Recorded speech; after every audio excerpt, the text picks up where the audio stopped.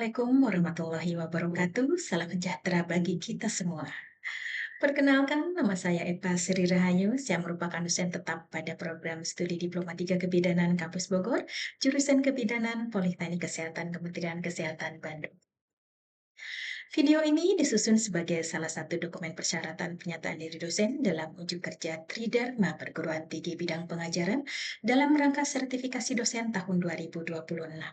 Melalui video ini, saya mendokumentasikan pelaksanaan pembelajaran yang mencerminkan proses perencanaan, pelaksanaan, dan evaluasi pembelajaran yang berorientasi pada capaian pembelajaran lulusan di Prodi Diploma 3 Kebidanan, serta pengembangan kompetensi mahasiswa sesuai standar pendidikan tinggi. Pada kesempatan kali ini, saya akan menjelaskan proses pembelajaran pada mata kuliah Praktik Asuhan Kebidanan Esensial dengan kode mata kuliah BDD 531624 yang merupakan mata kuliah wajib pada semester 3 dengan bobot 3 SKS praktik. Mata kuliah ini memiliki prasyarat telah melewati kelulusan pada mata kuliah Anatomi Fisiologi, Keterampilan Dasar Kebidanan, Konsep Kebidanan, dan Komunikasi Efektif dalam Praktik Kebidanan, sehingga mahasiswa telah memiliki dasar pengetahuan dan keterampilan sebelum mengikuti pembelajaran praktek ini. Dan secara umum, mata kuliah ini adalah mata kuliah yang bertujuan membekali mahasiswa agar mampu memberikan asuhan kebidanan esensial pada masa kehamilan secara komprehensif, aman, profesional, serta berdasarkan bukti ilmiah. Mata kuliah ini mendukung pencapaian pembelajaran lulusan, khususnya kemampuan lulusan dalam memberikan asuhan kebidanan sesuai pada masa kehamilan, sesuai standar operasional prosedur, serta kemampuan mengenali tanda dan gejala komplikasi maternal, melakukan penanganan awal kegawat daruratan, serta menentukan kebutuhan konsultasi, kolaborasi, dan rujukan secara tepat. Adapun capaian pembelajaran mata kuliah terdiri atas dua kompetensi utama. Pertama, mahasiswa mampu melakukan identifikasi perubahan fisik dan psikologis selama kehamilan, menentukan kebutuhan ibu hamil, serta mengidentifikasi faktor-faktor yang mempengaruhi kehamilan sebagai dasar dalam pemberian asuhan kebidanan yang holistik. Kedua, mahasiswa mampu melakukan deteksi dini terhadap komplikasi kehamilan, penyakit penyerta, maupun kondisi kegawat daruratan, serta mampu melakukan prosedur asuhan dan rujukan berdasarkan prinsip evidence-based practice. Untuk mencapai kompetensi tersebut, proses pembelajaran disusun secara bertahap melalui beberapa subcapaian pembelajaran mata kuliah, yaitu prosedur anamnesis pada ibu hamil, pemeriksaan fisik dan pemeriksaan laboratorium sederhana, penegakan diagnosis kebidanan, pemenuhan kebutuhan fisik dan psikologis ibu, konseling dalam pelayanan antenatal, pembimbingan senam hamil, observasi pelayanan antenatal di fasilitas kesehatan, deteksi dini komplikasi kehamilan, hingga prosedur stabilisasi dan persiapan rujukan. Setiap tahapan dirancang agar mahasiswa memperoleh pengalaman belajar yang berkesinambungan, mulai dari penguasaan keterampilan dasar hingga penerapannya pada pelayanan kebidanan di lapangan. Dalam pelaksanaannya, selama 16 kali pertemuan praktik dengan strategi pembelajaran menggunakan pendekatan student-centered learning dan metode praktik berupa praktik laboratorium, demonstrasi, diskusi interaktif, simulasi kasus, observasi lapangan, serta project-based learning pada kegiatan praktik di fasilitas pelayanan kesehatan. Mahasiswa tidak hanya mengamati demonstrasi yang dilakukan dosen, tapi juga melatih secara mandiri menggunakan Phantom atau pasien standar, melakukan observasi di tempat praktik mandiri, menyusun laporan hasil praktik, serta mempresentasikan hasil pembelajaran untuk memperoleh umpan balik secara langsung. Selanjutnya, penilaian dilakukan secara berkelanjutan melalui berbagai komponen evaluasi yang meliputi aktivitas partisipatif sebanyak 50%, praktik harian 15%, laporan praktik manajemen dan pendokumentasian asuhan kebidanan 15%, serta ujian praktik menggunakan metode Objective Structured Clinical Examination atau OSCE 20%. Dengan pendekatan assessment ini, capaian pengetahuan, keterampilan, dan sikap profesional mahasiswa dapat diukur secara objektif dan komprehensif sesuai dengan target capaian pembelajaran mata kuliah. Pada video selanjutnya, saya akan melakukan salah satu proses pembelajaran praktik langsung pada mahasiswa yang menekankan keterlibatan aktif mahasiswa melalui demonstrasi, praktik mandiri, diskusi reflektif, serta pemberian umpan balik secara langsung. Pembelajaran ini dirancang dengan asuhan sesuai kurikulum prodi kebidanan berbasis outcome-based education yang memfasilitasi mahasiswa tidak hanya menguasai keterampilan teknis, tapi juga mampu menerapkan komunikasi terapeutik, berpikir kritis dalam pengambilan keputusan klinis, serta memberikan pelayanan yang berpusat pada kebutuhan ibu hamil. Demikian pengantar pembelajaran pada mata kuliah praktik asuhan kebidanan esensial kehamilan. Selanjutnya saya akan memulai kegiatan pembelajaran di kelas secara langsung sesuai dengan rencana pembelajaran semester yang telah disusun. Selamat menyaksikan. Ya, baik adik-adik, selamat sore. Bagaimana kabarnya? Harus baik, harus sehat ya. Baik, kita mulai saja pertemuan hari ini ya. Bismillahirrahmanirrahim. Assalamualaikum warahmatullahi wabarakatuh. Waalaikumsalam warahmatullahi wabarakatuh. Ya, hari ini seperti yang sudah dijadwalkan ya, bahwa pertemuan praktek kita di laboratorium. Jadi kalau kemarin kita duduk di dalam kelas, hari ini kita duduk lesehan di sini, gitu ya. Karena kita akan mempelajari satu hal mungkin yang menjadi salah satu kompetensi bidan yang kemarin mungkin sudah ada di penjabarannya di dalam RPS ya, bahwa salah satu yang harus dikuasai adalah kompetensi kita melakukan pembimbingan senam hamil. Ya, kita tidak perlu harus menjadi ibu hamilnya, gitu ya. Tapi kita harus memiliki kemampuan untuk melakukan deteksi dini gitu ya pada ibu-ibu yang memang datang ke kita sebagai ibu hamil yang memiliki banyak keluhan gitu ya, dan keluhan itu ternyata sesuatu yang bisa kita selesaikan, bisa kita bantu untuk dikurangi ya. Salah satunya adalah dengan senam hamil ya. Dan senam hamil ini berarti merupakan PR kita sebagai bidan melakukan tindakan bagaimana kita bisa melakukan pembimbingan, bagaimana kita bisa mengajari ibu-ibu hamil tersebut melakukan gerakan-gerakan yang benar ya. Karena nanti akan kita lihat sama-sama bahwa senam hamil itu akan berbeda dengan senam kita di lapangan. Mungkin yang kita bisa all out di lapangan ketika aerobik gitu ya, atau kita melakukan senam yang lainnya, tapi pada ibu hamil tidak bisa ya, dengan kondisi tubuhnya yang berbeda dengan orang yang tidak hamil gitu ya, sehingga akhirnya gerakannya pun nanti akan berbeda. Itu yang harus kita tahu supaya jangan sampai ibu hamil tersebut melakukan kegiatan atau tadi aktivitas dalam bentuk senam hamil yang justru membuat ibu tersebut cedera. Ya, itu yang harus kita jaga. Dan tidak hanya sekedar cedera, tapi kalau terjadi hal-hal yang tidak diinginkan, itu malah bisa fatal untuk ibu dan janinnya. Ya, jadi harus betul-betul dikuasai oleh seorang bidan bagaimana kita bisa membersamai ibu hamil tersebut melakukan aktivitas fisiknya secara aman dan nyaman. Ya, dan hari ini mungkin kita akan belajar bersama tentang pembimbingan senam hamil ya. Jadi kita memang betul harus tahu persis bagaimana melakukan senam hamil tersebut, tapi kita pun ditambah dengan kemampuan untuk melakukan pembimbingan dan pendampingan dari ibu hamil yang melakukan senam tersebut gitu ya. Ada yang pernah mengikuti senam hamil? melihat karena belum ke lapangan ya, jadi belum pernah mungkin berada dalam kegiatan di puskesmas gitu atau di TPMB yang memang menyelenggarakan senam hamil tersebut ya.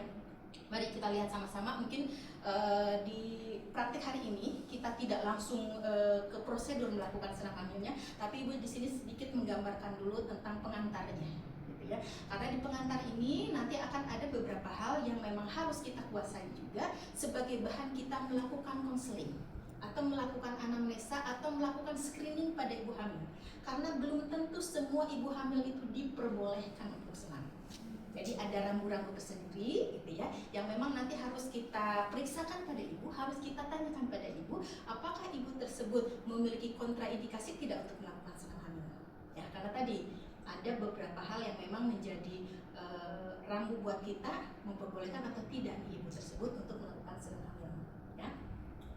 Baik, nah hari ini berarti pembelajarannya adalah kaitannya dengan all in senam hamil gitu ya, sehingga diharapkan bahwa hari ini tidak hanya prakteknya saja, tapi betul-betul memahami mulai dari konsep dasar senam hamilnya, kemudian nanti melakukan pembimbingan dari senam hamil tersebut.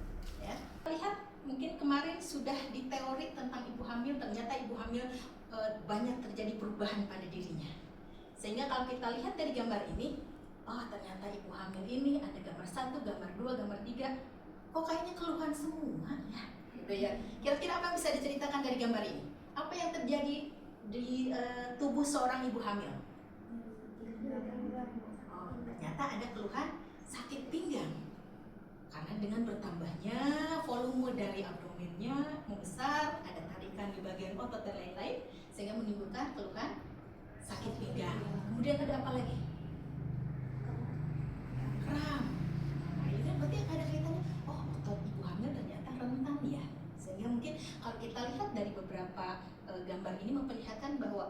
walaupun kehamilan itu sesuatu yang normal, tapi ternyata menimbulkan keluhan. Ya, walaupun mungkin kita sering simpulkan bahwa keluhan itu adalah keluhan fisiologis, tidak perlu terlalu dikhawatirkan. Tapi fisiologis tersebut pun ketika itu menjadi sesuatu yang tidak nyaman buat ibu, tetap harus kita upayakan si ketidaknyamanan tersebut bisa hilang, minimalnya berkurang. Gitu ya. Itu yang menjadi tugas kita ketika kita melakukan pendampingan perjalanan seorang ibu hamil. Ya. Baik. Oke, nih kalau kita lihat dari definisinya, senam hamil ternyata berbeda ya dengan senam pada umumnya, gitu ya. Karena kalau kita lihat pada senam ibu hamil ini, otomatis peruntukannya adalah untuk ibu hamil, gitu ya. Kemudian gerakannya ternyata khusus karena berbeda dengan gerakan kita aerobik di luar, gitu ya. Karena ternyata ada beberapa yang memang tadi diaturkan supaya si ibunya tetap aman, tetap nyaman melakukan senam tersebut, tapi ada tujuannya ya. Tadi salah satunya adalah untuk mengurangi keluhan-keluhan yang muncul selama kehamilannya. Ya. Kemudian dan yang pasti kalau kita lihat dari dua definisi ini, berarti kan sesuatu aktivitas atau gerak tubuh yang memang di sana teratur, ya. Kemudian memang harus dalam pantauan, gitu ya, supaya tadi bahwa gerakan yang dilakukan itu memang aman untuk ibu hamil tersebut. Ya, tidak sampai membuat cedera, apalagi nanti menimbulkan dampak yang berbahaya untuk ibu ataupun janinnya, ya. Nah, kemudian ini tujuannya. Kalau kita lihat dari tujuan senam hamil, ini tuh akan klop dengan kebutuhan ibu hamil. Kalau tadi selama kehamilannya si ibu ada sakit pinggang, tiba-tiba kakinya kram, gitu ya. Berarti tujuan senam hamil itu untuk mengurangi keluhan-keluhan tersebut. Sehingga mungkin secara garis besarnya di sini ada 7 tujuan dari senam hamil, ya. Pertama adalah teknik pernapasan. Nanti di dalam senam hamil itu ada teknik pernapasan. Kenapa teknik pernapasan diperlukan? Karena ternyata ada sistem yang kaitannya dengan pernapasan yang berubah pada ibu hamil tersebut. Apalagi nanti ketika dia mau menghadapi persalinan. Di sana pun nanti ternyata teknik pernapasan ini akan sangat menjadi penting dan berguna untuk ibu, ya. Kemudian memperkuat otot tungkai. Tadi otomatis berat badan naik, abdomen semakin membesar, janin juga mungkin dengan beratnya yang semakin hari semakin membesar itu akan menjadi beban untuk ibu. Sehingga akhirnya memang tungkai menjadi tumpuan dari ibu untuk bisa berdiri secara aman. Sehingga memang harus dikondisikan kuat untuk kaki, ya. Kemudian mencegah varises, ya. Mungkin kemarin ya secara peredaran darah terjadi perubahan. Dengan adanya hormon dan lain-lain, ternyata pembuluh darah pun di sana memunculkan bahwa ternyata di sana kekuatannya memang akhirnya kelendurannya berkurang, sehingga sangat memungkinkan terjadinya varises. Dengan senam hamil ini si varises itu diupayakan untuk tidak terjadi, minimalnya bisa mengurangi kemungkinan untuk terjadi varises, ya. Kemudian relaksasi. Nah, di dalam senam hamil pun nanti ibu diajarkan bagaimana melakukan teknik relaksasi. Ini pun akan berguna tadi untuk mengurangi rasa nyeri, untuk mengurangi kelelahan. Bagaimana nanti si ibu ingin istirahat dengan nyaman, itu teknik relaksasi akan menjadi berguna sekali untuk ibu, ya. Kemudian mengurangi keluhan. Tadi yang berbagai macam keluhan pada ibu hamil diupayakan dengan senam ini bisa berkurang. Syukur-syukur kalau bisa hilang, ya. Kemudian elastisitas otot juga di sini nanti akan menjadi agenda yang penting sekali, khususnya ketika akan dipergunakan untuk proses persalinan. Ada otot-otot tertentu nanti yang memang diupayakan dia menjadi elastis, terutama pun area panggul dan lain-lain itu akan sangat berguna sekali pada saat akan melakukan persalinan. Itu dilatihkan dari sejak ibu tersebut hamil, ya. Kemudian terakhir adalah latihan mengejar, proses persalinan. Nah, ketika mengejar itu bukan suatu instruksi yang bisa dengan cepat sekali ibu lakukan pada saat proses persalinannya, itu sangat tidak mungkin. Tapi ibu dilatihkan sejak ibu tersebut hamil. Biasanya hamil di trimester ketiga, ibu mulai dilatihkan untuk mengejar. Karena kalau mendadak diajarkan pada saat bersalin, itu sudah buyar, gitu ya. Karena dengan tadi ada his yang luar biasa, sakit secara terus menerus, itu ibu sudah tidak akan mungkin lagi ada dalam proses belajar. Tapi kalau sudah dilatihkan sejak kehamilan, ibu itu nanti akan mulai terlatih dan akan refleks, gitu ya, untuk melakukan mengejarnya bagaimana, teknik pernapasannya bagaimana, gitu ya.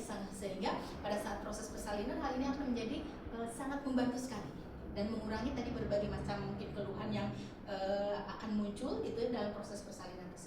Jadi kenapa mungkin tadi kalau di definisi disebutkan bahwa senam hamil ini merupakan sesuatu yang memang untuk persiapan persalinan juga, ya. Oke. Nah, ini manfaatnya, ya. Bahwa ini pun nanti harus kita sampaikan pada ibu hamil. Ibu mari ikut senam hamil, karena senam hamil ini memberikan banyak manfaat. Inilah yang harus kita jelaskan nanti kepada ibu. Bu, dengan senam hamil nanti kondisi fisik ibu akan jauh lebih bugar, gitu ya. Karena ada mungkin kalau perhatikan nanti ya, ibu hamil tuh seperti orang sakit. Dalam artian ya tidak akan sesehat sekuat orang yang tidak hamil. Pasti aja ada keluhannya. Walaupun kita sebutkan bahwa kehamilan ini adalah sesuatu yang fisiologis. Tapi tadi mau tidak mau karena ada perubahan hormon, sistem tubuh gitu ya, yang itu akhirnya akan memberikan dampak yang berbeda pada ibu hamil. Nah, sehingga dengan senam hamil ini maka kita upayakan ibu bisa tetap menjaga kebugaran tubuhnya. Ya. Kemudian dengan tadi otot kalau kita perbaiki atau kita jaga gitu ya, maka postur ibu pun nanti akan kita upayakan juga supaya bisa tetap senormal mungkin. Kan mungkin kalau kemarin lihat di teori ya, dengan tadi abdomen semakin besar ini kan lordosis. Itu yang membuat tegang gitu ya, karena nanti ada persyaratan di belakang juga yang mungkin tertarik, ototnya juga menjadi tegang, itu yang akan menjadi sakit pinggang. Tapi dengan ototnya tadi diperbaiki, mungkin postur ibu juga nanti akan bisa jauh lebih baik sehingga keluhannya akan berkurang ya. Kemudian metabolisme lancar. Dengan senam hamil pun kalau kita lihat kemarin salah satu dampaknya adalah konstipasi pada ibu hamil gitu ya. Dengan senam ini maka itu bisa dikurangi. Karena ketika tubuh bergerak, maka otomatis secara alaminya termasuk otot di dalamnya pun dia akan memiliki refleks yang bagus gitu ya. Kemudian ada rileks, ada percaya diri gitu ya. Karena ketika melakukan senam hamil happy. Ya. Jangan ibu hamil, kita saja sebetulnya kalau ikut senam gitu ya, endorfin keluar gitu ya, kita ketemu banyak orang, kita tertawa-tertawa gitu ya, dengan banyak hal gitu ya. Itu tuh secara alami tubuh akan mengeluarkan endorfin gitu ya, sehingga ibu tuh nanti akan menjadi tadi rileks, tenang, bahagia gitu ya. Itu adalah sistem tubuh gitu ya. Kemudian ada risiko hipertensi dan DM juga bisa berkurang ya, dengan senam tadi otomatis jantung juga dia akan diperbaiki sistem kerjanya gitu ya. Kemudian kalaupun DM tadi dengan senam tadi gula mungkin akan dipergunakan lebih sehingga tidak ada lagi tumpukan gula di dalam tubuh gitu ya. Sehingga itu pun akan mengurangi kemungkinan untuk terjadinya diabetes mellitus pada masa kehamilan ya. Kemudian yang pasti manfaatnya adalah persiapan persalinan dan janin sehat, karena oksigenasi juga nanti akan jauh lebih baik pada ibunya, pada bayinya juga gitu ya. Baik, nah ini kontraindikasi. Ini adik-adik nanti pada saat melakukan screening pada ibu hamil, supaya tahu kita apakah ibu ini bisa mengikuti senam atau tidak, maka di tahapan inilah kita harus tahu. Kalau dikatakan kontraindikasi berarti sesuatu yang harus kita tangkap informasinya untuk bisa dikatakan ibu sepertinya ibu tidak bisa ikut kelas hamil ini gitu ya, karena mungkin nanti ada beberapa gerakan yang justru mungkin itu dilarang atau bisa memperburuk kondisi ini ya. Ini beberapanya ya. Jadi kontraindikasi ini ada kontraindikasi absolut atau mutlak, ini mah tidak bisa ditawar-tawar. Nah, ibu kalau ada kondisi seperti itu, maaf sekali ibu tidak bisa ikut senam hamil gitu ya, karena mungkin nanti harus ada pantauan tersendiri, entah itu mungkin dari tenaga medis gitu ya. Nah kemudian kalau kita lihat dari kontraindikasi absolut ini berarti ada riwayat penyakit dan riwayat obstetrinya nih yang biasanya menjadi indikator untuk dinyatakan bahwa ternyata si ibu ini memiliki kontraindikasi ya. Kemudian ada kontraindikasi relatif. Nah kalau kontraindikasi relatif masih bisa tawar-menawar gitu ya, biasanya pada anemia, perokok berat, dan ada masalah kaitannya dengan ortopedi atau pertulangan ya. Kemudian kalau kita menemukan beberapa indikator yang berikutnya nih, harus segera dihentikan ketika melakukan senam hamil. Apa saja? Pertama adalah perdarahan pervaginal. Kalau pada saat senam misalnya ibu melakukan, kok tiba-tiba ada darah keluar nih Bu Bidan, berarti hentikan senamnya ya. Kemudian tiba-tiba ada sesak, tiba-tiba ada sakit kepala gitu ya, kemudian ada nyeri dada, nyeri otot, kemudian ada penurunan gerakan janin. Nah, tanda-tanda ini mungkin yang harus kita evaluasi pada saat melakukan senam hamil atau pembimbingan senam hamil ya, karena ini bisa menjadi tanda-tanda yang membahayakan untuk ibu dan janin. Ketika muncul ini, stop, gitu ya, dan lakukan segera pemeriksaan lanjutan. Nah, kalau kita lihat dari prinsip dasarnya, gitu ya, senam hamil ini yang tadi dikatakan berbeda dengan senam pada umumnya. Pertama adalah gerakannya harus baik dan benar. Nah, karena tadi ketika ada ketidaktepatan gerakan, itu bisa membuat ibu hamil cedera, bahkan membahayakan untuk ibu maupun untuk janinnya, gitu ya. Kemudian tahapannya tetap, kalau tahapan sama ya, ada tahapan pemanasan, ada latihan inti dan ada pendinginan. Ya. Kemudian frekuensinya ibu bisa melakukan senam hamil ini dalam seminggu itu mungkin sekitar 2 kali, dan diupayakan memang teratur ya. Dan latihan senamnya harus bertahap. Kalau pada ibu hamil tidak bisa langsung jebret seluruh rangkaian ya, tapi sambil kita lihat kemampuan ibu, diberikan gerakan segini, ibu bisa nggak, mampu nggak? Oh ternyata bisa. Oke ibu, minggu depan kita tambah lagi gerakannya. Gitu. Itu yang dikatakan senam pada ibu hamil itu harus bertahap, karena kita harus bisa melakukan evaluasi dulu kemampuan ibu dalam melakukan rangkaian dari senam tersebut. Ya. Kemudian latihan senam, berarti di sini harus intensitasnya ringan sampai sedang, tidak boleh yang intensitasnya berat. Nah, yang seperti apa sih? Yaitu kita bisa lihat dari denyut latihannya. Denyut nadi latihan itu di kisaran 100 sampai 140 kali per menit. Itu sudah cukup untuk ibu hamil. Jangan sampai yang sampai 170 kali per menit gitu ya. Itu berarti intensitasnya sudah tinggi kalau yang seperti itu ya. Kalau pada ibu hamil berarti kita hanya boleh di ini nih, dia hanya di ringan sampai sedang saja ya. Oke. Nah, ini di pembimbingan. Ini yang menjadi tugasnya Bu Bidan ya. Di tugasnya Bu Bidan ini kita harus melakukan di 3 tahapan. Di tahapan persiapan, di tahapan pelaksanaan, dan di tahapan evaluasi.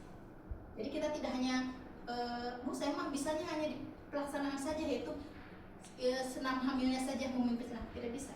Bu Bidan tetap harus ada di awal dulu persiapan, kemudian karena tadi ada beberapa hal yang harus kita anamnesa, harus kita tanyakan, bahkan harus kita pemeriksaan fisik dulu supaya bisa si ibu hamil tersebut lolos dari screening, bisa atau tidak, gitu, untuk melakukan senam hamil ya.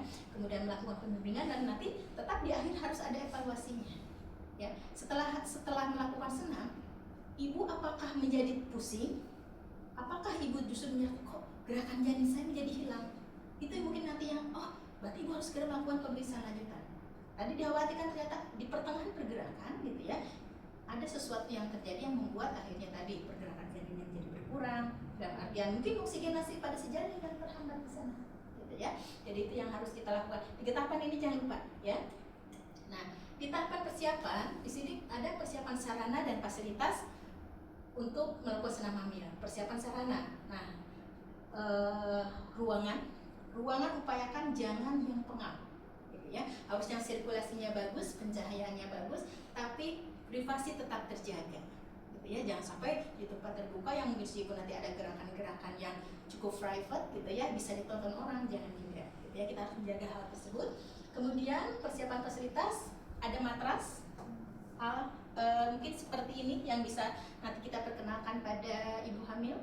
Sebetulnya tidak harus seperti ini, kalaupun di rumah nanti ada karpet biasa, yang penting di sana cukup nyaman untuk ibu nanti berbaring di area yang datar gitu ya. Kemudian ada pakaian khusus. Nah, pakaian khusus ibu hamil untuk senam sebetulnya tidak ada yang memang spesifik untuk ibu hamil. Yang penting si baju itu nyaman dipakai oleh ibu ya. Dia bisa menyerap keringat gitu ya, cukup longgar tapi tidak ribet juga gitu ya. Dan ribet kenapa harus menjadi catatan juga, jangan sampai ada baju yang membuat ibu melakukan gerakannya nanti malah menjadi tersandungkah gitu ya, atau justru itu akan menjadi membahayakan pada saat melakukan beberapa gerakan tertentu ya. Nah, kemudian untuk persiapan fisik dan mental, di awal ini di tahapan persiapan kita ada persiapan fisik, tetap kita harus lakukan inform konsen. Kita lakukan, ibu kondisi seperti ini, ibu bisa melakukan senam ibu hamil untuk pertemuan hari ini. Apakah ibu bersedia? Gitu ya. Itu pun akan menjadi hal yang penting untuk kita sebagai tenaga kesehatan ketika melakukan tindakan dari pendampingan senam hamil ini. Ya. Nah, kemudian pemeriksaan tanda-tanda vital. Tetap ya, nanti ibu kita periksa tekanan darahnya, kita periksa pernapasannya, denyut nadinya, suhunya. Kita pastikan tanda-tanda vital ibu dalam kondisi normal untuk bisa memasuki sesi dari senam ibu hamil. Ya. Kemudian di sini ada riwayat yang harus dikaji, ya, termasuk salah satunya adalah riwayat antenatal. Selama kehamilan ini ibu apakah ada keluhan atau pernah terjadi perdarahankah gitu ya selama kehamilan, atau misalnya ada beberapa hal yang memang kita akan membuat connect ke dalam kontraindikasi, ya. Oh, ternyata selama kehamilan ini ibu pernah berulang kali ada perdarahan. Oh, jangan-jangan si ibu ternyata bermasalah dengan kehamilannya. Nah, ini akan menjadi catatan buat kita. Kenapa akhirnya pada masa persiapan ini yang harus kita tanyakan pada ibu, ya. Kemudian kajian pola makan dan minum, kita tanyakan minimal 1 jam sebelum senam hamil ibu harus sudah selesai makan. Jangan, ibu saya baru saja makan langsung disenamkan, khawatir malah jadi muntah nantinya, ya. Jadi harus diupayakan paling tidak 1 jam dulu dari makan dan minum terakhir, gitu ya. Kemudian persiapan mental ini pun harus kita kaji. Kita lihat, mungkin yang kaitan dengan kesehatan mental ini tidak hanya ditanya, tapi kita observasi juga.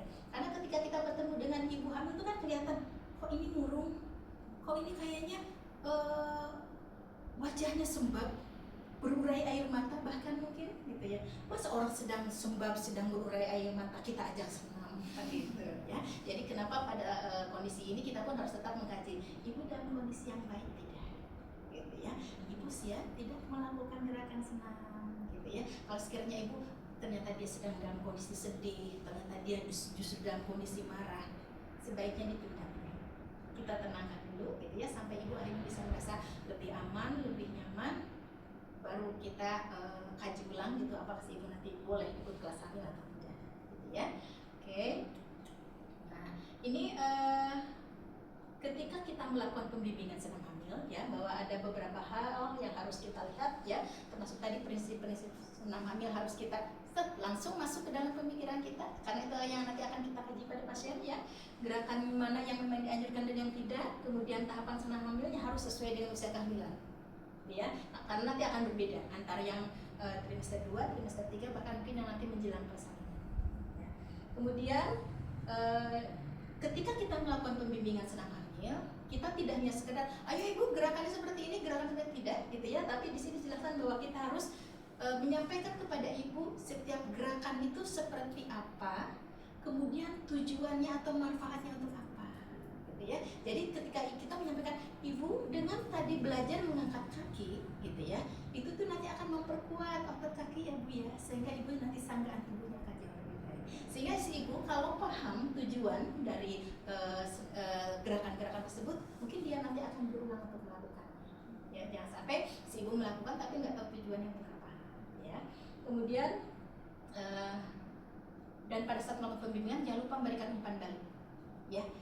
Jangan pelit memuji, gitu ya. Kalau si ibu melakukan gerakan yang bagus, katakan ibu gerakannya sudah bagus, gitu ya. Jadi nanti berikutnya ibu bisa melakukan lagi gerakan yang sama berulang kali, ya.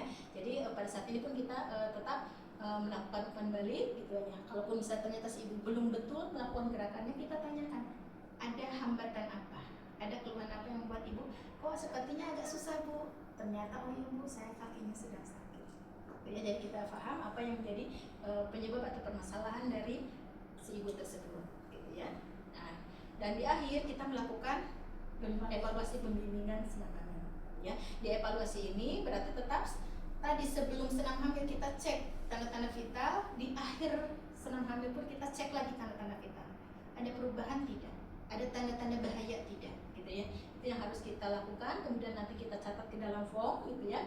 Nah, kecuali kalau tadi misalnya ternyata ada kondisi-kondisi tertentu yang kita deteksi sebagai tanda bahaya, maka ini harus segera dilakukan tindakan lanjutan, gitu ya. Ya tadi yang seperti perdarahan pervagina, sesak nafas, sakit kepala, nyeri dada, nyeri otot, dan penurunan gerakan janin, ya. Ini yang harus diwaspadai.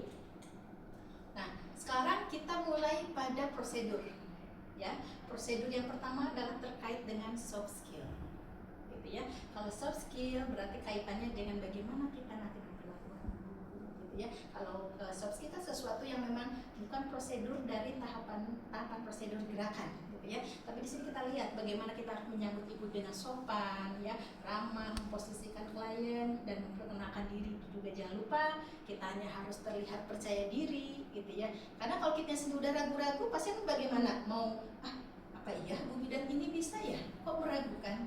Kan gitu ya. Jadi justru kita di sini kitanya memang harus yakin dulu bahwa kita bisa melakukan bimbingan ya, sehingga otomatis nanti ke pasiennya kok si pasien pun akan merasakan. Jangan kitanya ragu, pasien juga tambah ragu lagi. Percaya enggak nih Bu Bidan ini gitu ya, betul nggak nanti gerakannya kan gitu ya. Kemudian menjaga privasi ya, jangan lupa tuh tadi empatinya, memberikan respon pada klien dan perilaku profesional. Yang pasti bahwa pasien selama berada dalam tangan kita harus aman dan nyaman, ya. Oke, nah ini sudah mungkin di beberapa tahapan sebetulnya hampir sama kalau yang soft skill ini, ya. Ketika kita bertemu dengan pasien, yuk, siapa yang menjadi pasien? Oke, Aisyah, boleh maju. Nah, kita di sini akan melihat, bisa dulu. Ketika kita nanti bertemu dengan pasien, ya, kalau kita mau menerapkan tentang prinsip soft skill ini, gitu ya, di dalam persiapan kehamilan, gitu ya, persiapan sedang hamil ini, maka kita seperti biasa, ya, kita senyum, sapa, salam itu tetap harus kita lakukan pada pasien, ya. Jadi, bagaimana Bu Aisyah hari ini kabarnya? Ada nyeri pinggang sedikit gitu. Oke. Sehat, cuma ada keluhan nyeri pinggang. Sudah berapa hari rasanya? 2 hari ke belakang. Oke, mudah-mudahan ya. Baik, Bu Aisyah, perkenalkan saya Bidan Eva ya, yang menjaga di sesi senam hamil hari ini ya. Nanti karena tadi Bu Aisyah ada keluhan sakit pinggang gitu ya. Nanti kita cobakan dengan melakukan senam hamil. Nanti ada beberapa gerakan yang memang bisa Ibu lakukan untuk bisa mengurangi keluhan tersebut. Ya. Baik, terakhir makan kapan Bu Aisyah? Tadi pagi sudah. Tadi pagi? Siang sudah? Siang sudah tidak. Oke, malam? Malam belum. Belum ya, karena sore berarti senamnya kan gitu ya. Nah, hal yang seperti itu ya. Jadi kalaupun tadi misalnya pasien mengatakan, Bu saya sakit pinggang, jangan udah biasa tuh Bu, malah yang lain juga sama kok keluhannya. Ini jangan begitu. Gitu ya. Tapi tadi tanggapi, sakit ya Bu, sudah berapa hari gitu kan ya. Ibu nanti kalau sakit biasanya di rumah terus-terusan atau hilang timbul sakitnya gitu ya.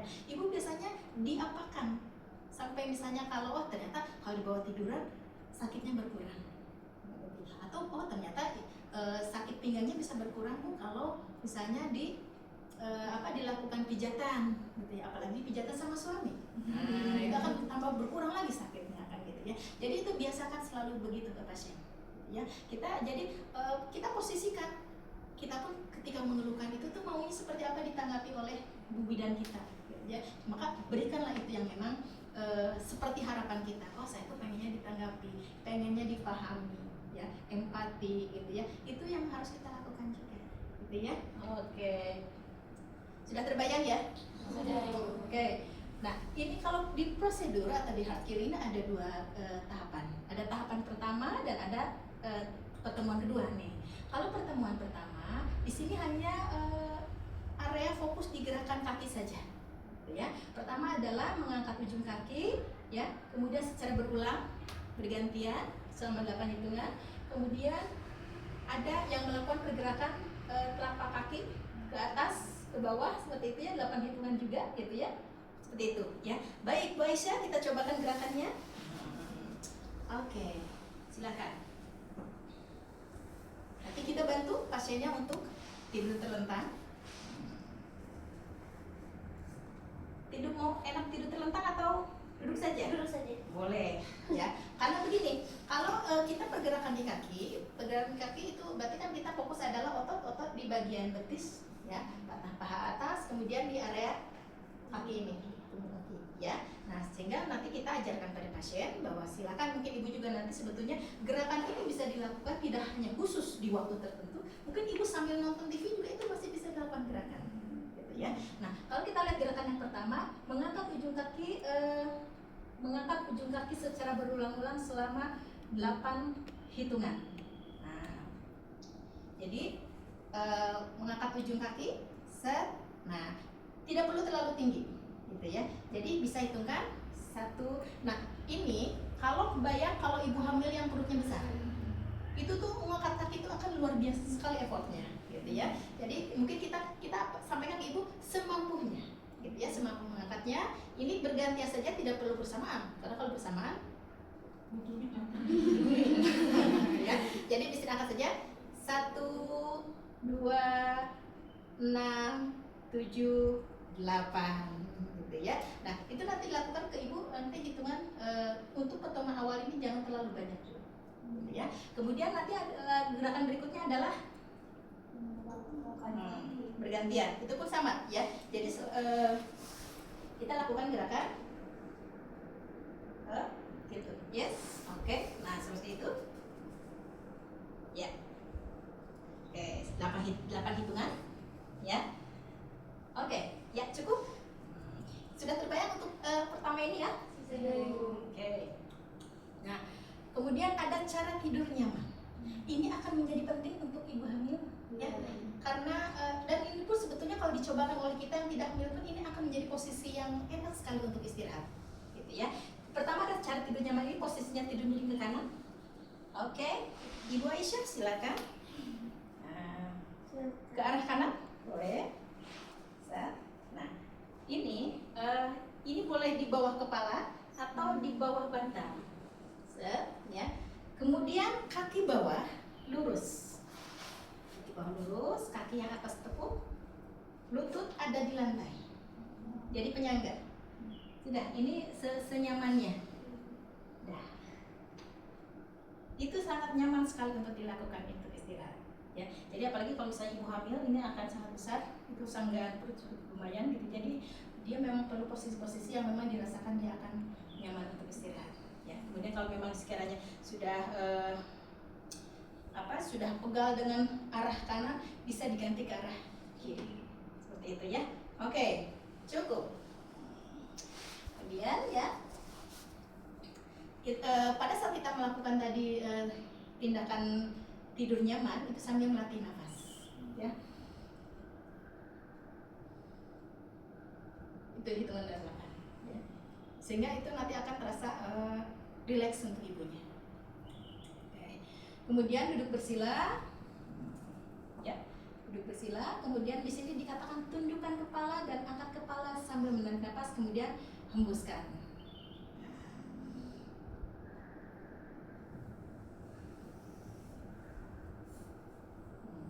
Yuk, bisa dicoba kan?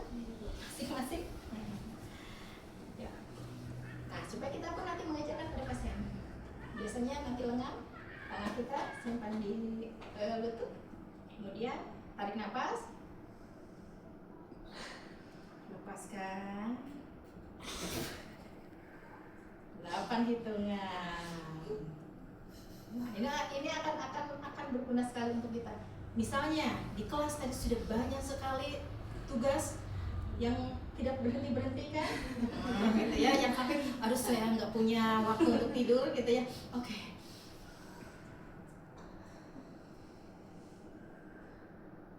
Gitu kan, itu ada salah satu bentuk relaksasi juga. Gitu ya. Itu yang nanti kita ajarkan pada ibu hamil ya. Ini berguna sekali latihan nafas ini untuk ibu hamil ya. Karena tadi ada beberapa kondisi-kondisi yang tegang ya pada ibu hamil, kemudian secara psikologis juga ruwet gitu ya. Dengan siram hamil ini, dengan tadi salah satu adalah teknik pernapasan, itu akan berkurang kelelahannya gitu ya. Nah, kemudian ada menarik bahu.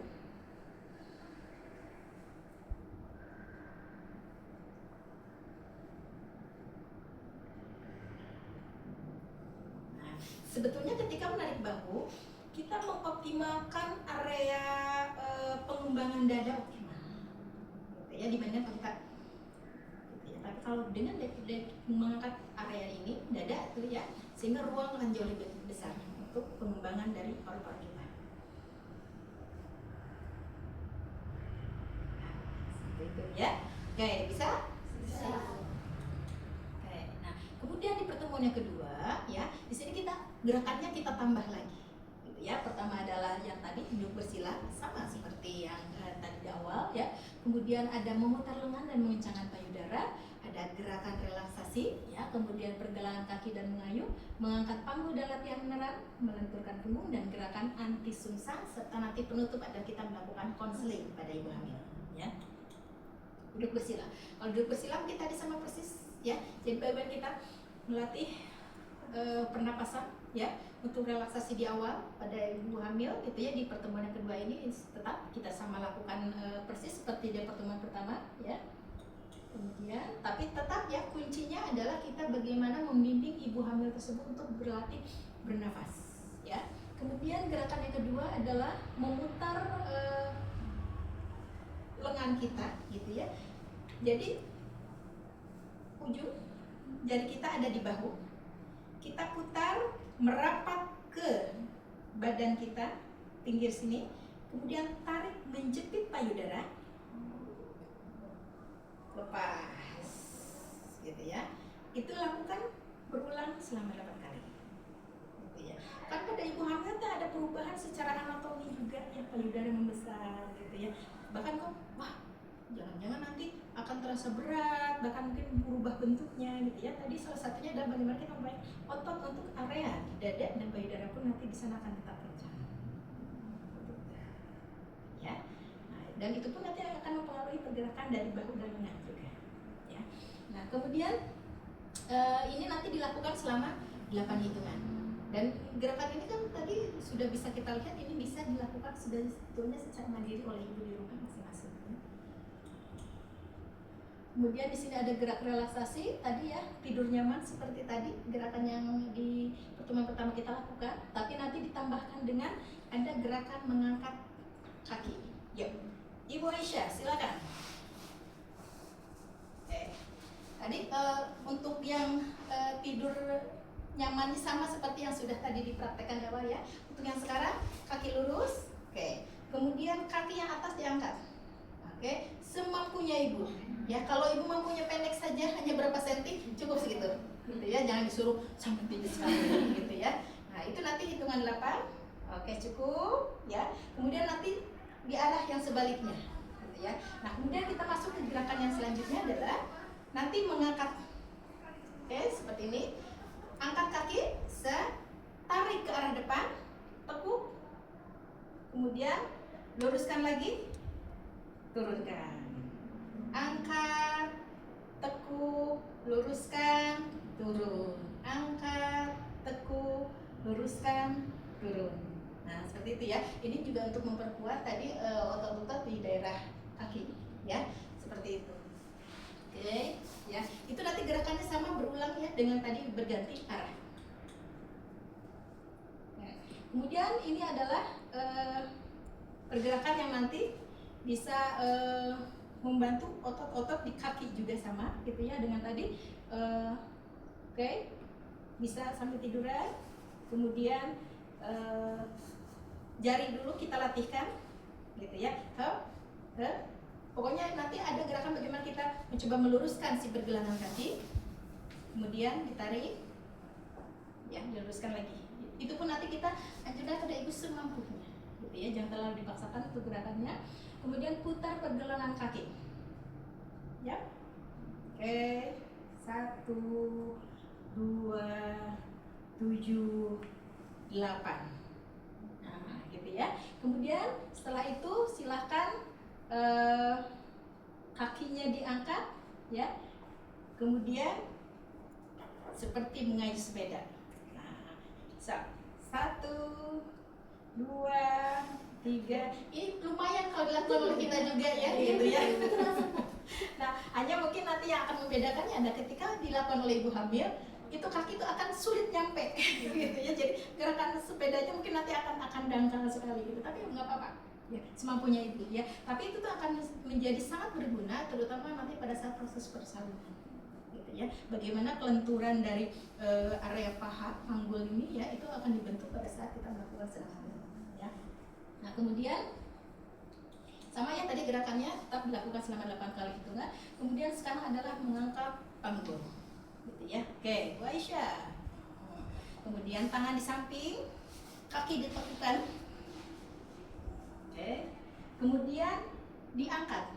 Oke, hitung 3 sampai 5 hitungan ya. 1, 2, 3, 4, 5, turun, relaksasi. Kemudian angkat lagi. 1, 2, 3, 4, 5, turun. Dan itu nanti dilakukan selama 8 kali hitungan, gitu ya. Ini akan berguna untuk area panggul, ya. Baik, dan jangan lupa tetap di beberapa gerakan itu tetap ada proses untuk latihan pernapasannya, ya.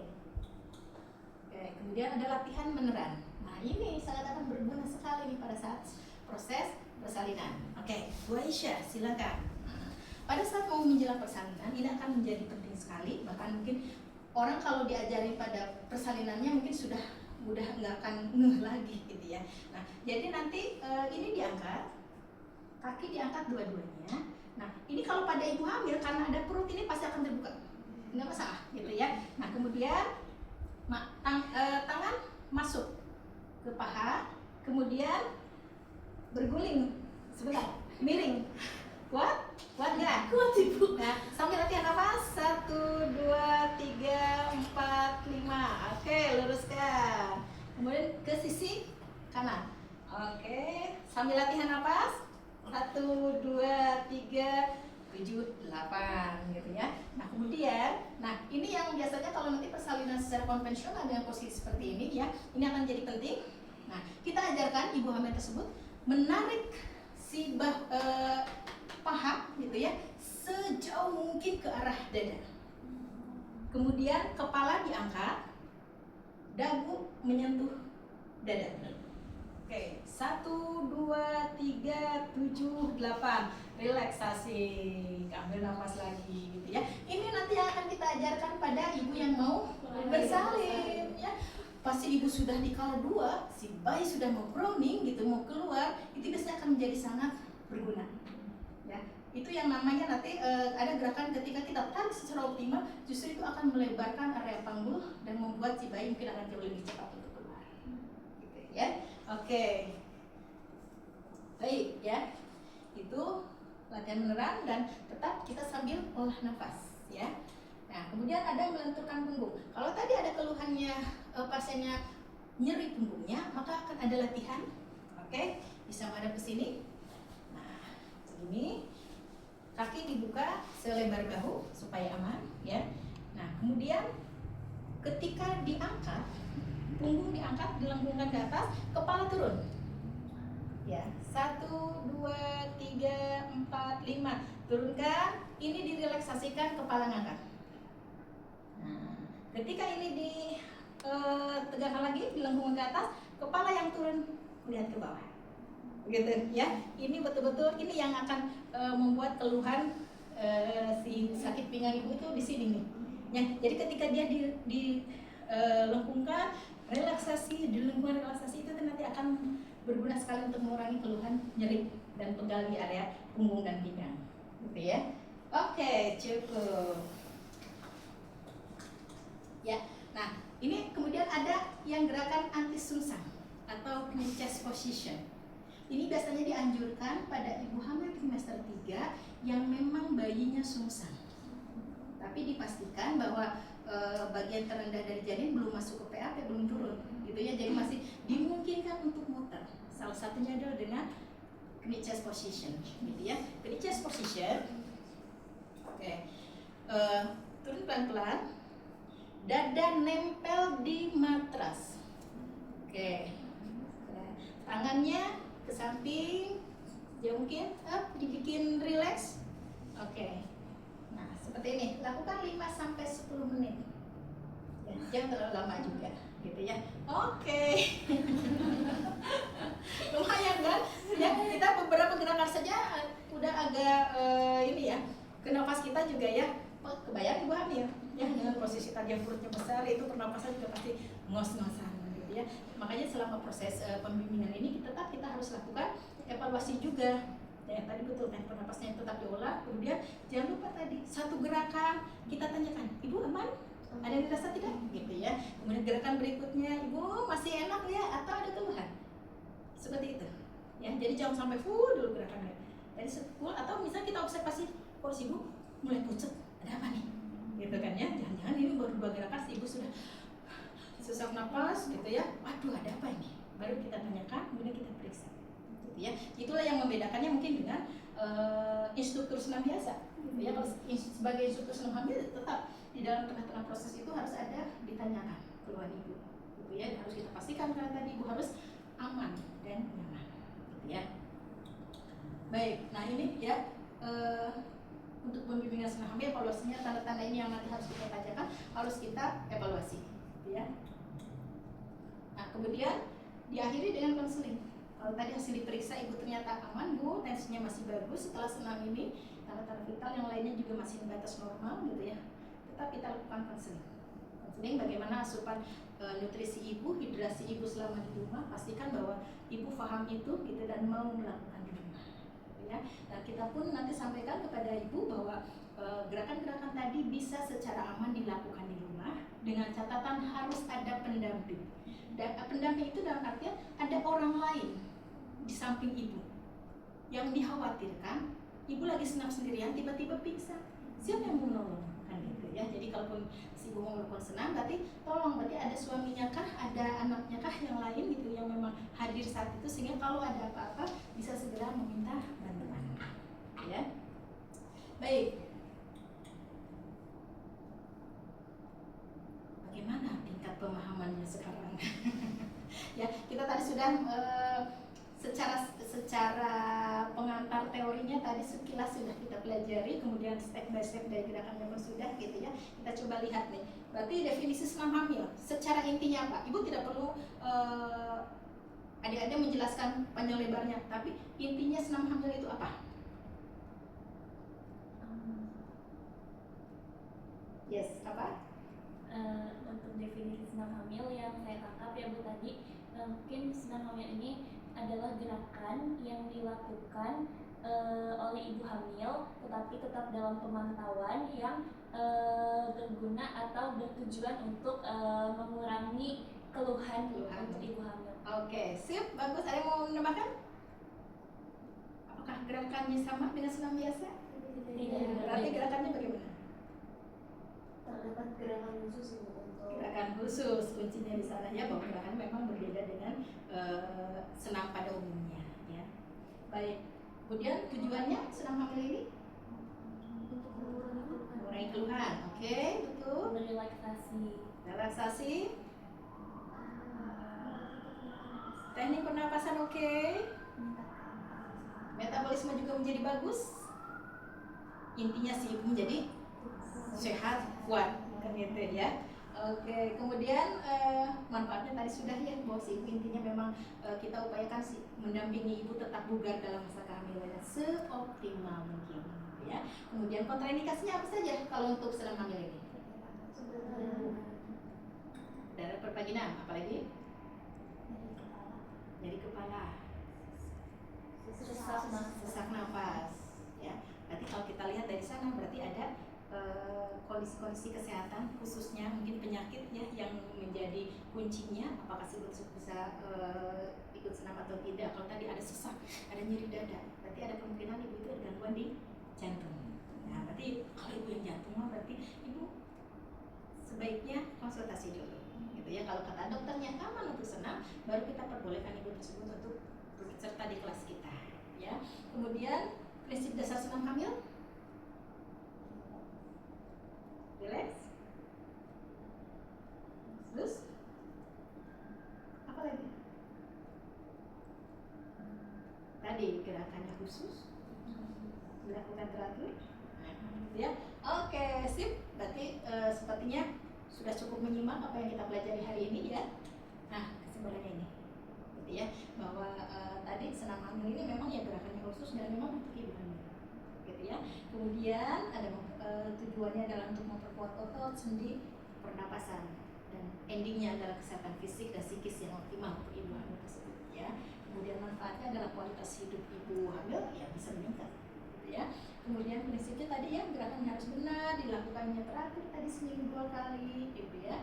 Kemudian intensitas gerakannya ringan sampai sedang dan dilakukannya harus bertahap, tidak bisa sekaligus gitu ya. Baik, ternyata kita sudah melakukan tadi ya, mulai dari pemahaman konsepnya, karena kenapa harus konsepnya kita pahami dulu, karena di sana ada beberapa hal yang nanti harus kita sampaikan ke pasien dalam bentuk konseling, dalam bentuk kajian-kajian di awal ya, untuk bisa membuat si ibu tersebut nanti kategorinya memang bisa ikut senam kita atau tidak, gitu ya. Kenapa tadi memang akhirnya harus dipahami secara teorinya, gitu ya. Dan yang pasti kalau di sini dikatakan bahwa hadiah itu tidak selalu dibungkus dengan indah, kadang Tuhan membungkusnya dengan masalah dan penantian. Meskipun begitu, di dalam hadiah itu tetaplah berkat. Begitupun dalam kehamilan, gitu ya. Walaupun kehamilan tadi banyak keluhannya, sakit pinggang bu, nggak bisa tidur, gitu ya, makan gak enak segala macam, tapi tetap kehamilannya adalah berkah, gitu ya. Dan itulah salah satu posisi istimewa kita sebagai bidan, kita mendampingi ibu memelihara, mendapatkan keberkahan tersebut, gitu ya. Jadi ini akan menjadi tanggung jawab kita ya, untuk bisa tetap mendampingi ibu tersebut untuk bisa sampai pada tahapan nanti bersalin, bahkan mungkin tahapan menyusui jadi masa nifas, gitu ya. Bagaimana si ibu tersebut mendampingi bayi balitanya, kita tetap hadir untuk mereka, gitu ya. Dan yang pasti satu hal lagi, support system. Ya, kita bangun support system untuk ibu hamil tersebut melewati masa kehamilannya dengan sehat dan indah. Dan kita merupakan salah satu support systemnya. Dan kita pun nanti bagaimana mengkondisikan support system yang lainnya pun terus mensupport ibu, suaminya, keluarganya, rekannya, lingkungan kerjanya, gitu ya. Itu yang nanti kita lakukan. Ya. Oke. Gitu ya. Itu yang memang harus kita pelajari hari ini, ya. Oke, tapi mungkin sebelum kita tutup pertemuan hari ini, Ibu ingin tanya dulu, dari sisi pasien tadi apa yang dirasakan ketika melakukan senam? Merasakan relax gitu, apalagi tadi kan dengan saya bebas, walaupun saya nggak hamil, tapi setelah melakukan gerakan-gerakan yang dikhususkan di punggung itu terasa enak dan relax. Oke. Berat tidak melakukan gerakan-gerakannya? Karena kita tidak hamil. Kalau hamil itu biasanya akan berat ya. Oke ya. Terus kira-kira kalau tadi kita melihat ketika melakukan pembimbingan senam hamil, berarti itu hal yang mudah tidak? Tidak. Kenapa tidak? Karena kita harus selalu memantau ibu, kondisi ibunya setelah satu tahap yang telah dilakukan oleh ibu, kita harus standby gitu Bu, untuk memantau kondisi ibunya tetap baik-baik saja atau tidak. Oke. Tanggung jawabnya yang besar, gitu ya. Kalau hanya sekedar memimpin senam mungkin mudah, siapa saja bisa. Tapi memastikan dari awal sampai akhir si ibu itu sehat, si ibu tersebut aman, si ibu tersebut nyaman, itu yang mungkin tidak semua orang bisa. Itulah tugas kita, gitu ya. Jadi dengan pembelajaran hari ini mungkin banyak hal yang harus kita persiapkan menjadi bidan, gitu ya. Walaupun tadi baru di salah satu saja itu kompetensinya, gitu ya, memimpin senam hamil, ternyata tidak sesederhana itu. Kita ternyata harus menjadi paket lengkap yang memang siap segala sesuatunya, gitu ya. Oke, ada yang mau ditanyakan, ada yang didiskusikan? Ini bertanya Bu, jadi kiranya nih dari sekian banyaknya gerakan tadi ya Bu, untuk pertemuan 1 dan juga 2, ada tidak sih Bu satu gerakan yang benar-benar wajib banget gitu dikuasai atau apa ya, diketahui gitu, dan selalu dilaksanakan oleh ibu hamil, entah ketika di rumah ataupun sedang di kelas hamil gitu ya Bu, yang benar-benar apa ya, berpengaruh sekali gitu terhadap persalinan. Oke. Kalau kita lihat tadi beberapa gerakan, di mana setiap gerakan itu ada tujuannya, ada organ sasarannya, ya, untuk apa nih gerakan yang ini, untuk apa nih gerakan yang itu, gitu ya. Kalau kita lihat ketika dipertanyakan gerakan yang mana, ternyata itu ada sebuah rangkaian, dan tidak bisa dipisahkan, gitu ya. Walaupun mungkin nanti ada ibu-ibu tertentu, Bu, saya mah karena tadi keluhannya adalah yang sakit pinggang, oh berarti gerakan ini yang memang spesifik bisa ibu lakukan secara berulang lebih, gitu ya. Tapi kalau kita katakan yang mana gerakan yang paling bagus, itu ada sebuah rangkaian untuk seorang ibu hamil, ya. Apalagi ketika kita mengetahui bahwa fisiologis atau perubahan pada ibu hamil ini ya everything, semua sistem kan berubah, gitu ya. Jadi semua sistem itulah yang mungkin nanti senamnya pun harus kita berikan pada ibu tersebut, ya, supaya ibu bisa mendeteksi, gitu ya. Bahkan selanjutnya selain mendeteksi, ibu bisa menyelesaikan masalahnya secara mandiri setelah tadi kita mendapatkan penjelasan dari kita, mendapatkan pembimbingan gitu ya, setiap gerakan-gerakan mana tujuannya untuk apa. Jadi ibu nanti bisa memahami, oh saya sakit pinggang, berarti tadi saya harus melakukan gerakan yang mana nih, oh kata Bu Bidan gerakan yang ini. Mungkin itu nanti yang akan ibu sering melakukan gitu ya, sesuai dengan kebutuhan masing-masing. Tapi kalau tadi berbicara mana yang paling penting, mana yang paling sering akan lakukan, tidak bisa dikatakan seperti itu gitu kan, itu ada sebuah rangkaian. Tinggal nanti pendalamannya adalah sesuai dengan keluhan itu gitu ya. Oke, ada lagi? Tadi sudah dijelaskan bahwasanya sebelum akan memulai senam harus dianalisa terlebih dahulu apakah nantinya ada kontraindikasi. Nah, ketika nantinya sudah ada nih si ibunya ternyata nyeri dada tetapi ingin tetap ikut senam, terus sebelumnya sudah konsultasi, apakah itu gerakannya tetap sama atau memang ada gerakan khusus yang memang si ibunya. Oke, kalau tadi hasil kajiannya kita ada tanda gejala kemungkinan gitu ya, karena kita tidak bisa mendiagnosa secara pasti. Oh ibu ini berarti ada gangguan di jantung. Tapi tadi misalnya dokter menyatakan ibu ini cukup aman untuk melakukan senam. Mungkin bisa kita ikut sertakan, tapi intensitasnya yang kita turunkan. Ya, berarti kalau si ibu mungkin tadi yang lain 8 hitungan, si ibu ini dicobakan saja setengahnya, 4 hitungan. Kemudian sambil kita observasi dengan melakukan gerakan, apakah muncul sakit dadanya, apakah muncul sesaknya, gitu ya. Kalau tidak, ibu kita lihat, oh ibu ternyata mampu melakukan gerakan, nggak masalah. Tapi itu berarti harus ekstra kita pantauan. Gitu ya. Ketika ibu sudah mulai, kok mulai ada sesak, stop. Berarti nanti langsung kita lakukan pemeriksaan lanjutan. Ya, itu ya. Berarti kita ya, antenanya itu, antenanya kita harus ting, gitu ya. Oh si ibu ini angkanya ada masalah, si ibu ini ada masalah. Stop, gitu ya. Atau mana, oh ya cukup bagus, bisa lanjut seperti itu. Ya, oke, ada lagi? Untuk senam hamil ini kiranya bisa dilakukan mulai usia kehamilan berapa ya Bu? Biasa kita di trimester kedua mulai ya, di trimester awal trimester kedua mungkin nanti tadi sehingga nanti ada gerakan memang kurang dari 28 minggu gitu ya, sampai mungkin nanti di trimester ya. Tapi sebetulnya di trimester awal pun kalaupun kita mau menerapkan ada beberapa senam hamil, sebetulnya itu lebih kepada yang gerakan-gerakan relaksasi saja ya, karena mungkin di trimester 1 kan kita masih ada mual-mual dan lain-lain. Justru tadi dengan gerakan relaksasi, dengan olah nafas itu bisa mengurangi mualnya ya. Oke, ada lagi? Cukup? Ya, baik. Hari ini mungkin kita sampai tahapan demonstrasi saja gitu ya. Mungkin di sesi berikutnya nanti kita mulai masuk pada proses pembelajaran ya. Harus semuanya melakukan.